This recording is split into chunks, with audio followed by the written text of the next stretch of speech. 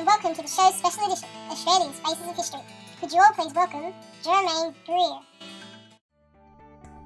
Thank you for having me on the show. Alright, let's get straight to it.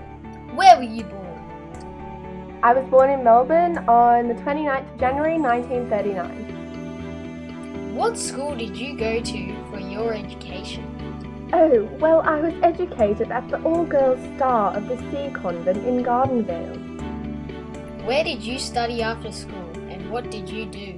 I attended the University of Melbourne on a scholarship and graduated with a BA Honours in English and French Literature.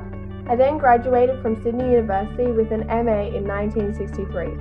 I then took up a Commonwealth Scholarship to study at the University of Cambridge and was awarded a PhD there in 1968.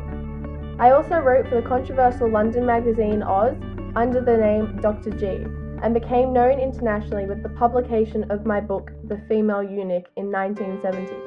The Female Eunuch was more about my views about sex roles within society than a blueprint for action. How did the book The Female Eunuch affect women? I think my book triggered a shock of recognition in the tens of thousands of Western women who read it, and in the hundreds of thousands of women who received my analysis via the media. It helped change the way women were seen in society and the way that they should have been treated.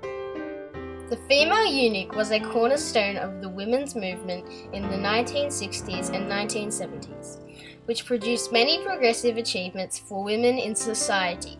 Do you also believe in this? Well, yes, I'd have to say I do.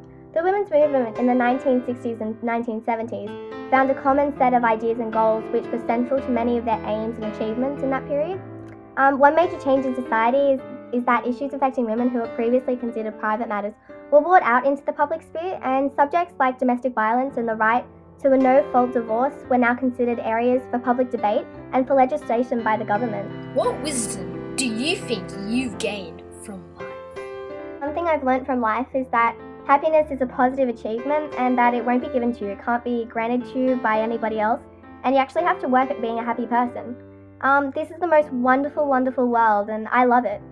I think it's funny that I should decide that I really, really love it when I'm getting to the point where I'm probably going to have to leave it soon. I've probably got my terminal disease already, and I've just figured out how to live on this planet. Why do you think you were significant in the 1970s? I think it was because I was widely regarded as one of Australia's most significant feminist voices of the 20th century. I pushed for women's rights and for women to be as equal as men, and the change in the second wave of women's movement was a significant point in Australia's history.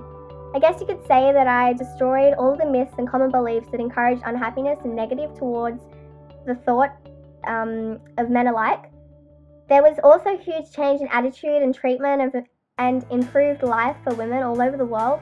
It gave women a greater control, influence, rights, and more. Thanks for coming to the show, everyone. Everybody, a round of applause.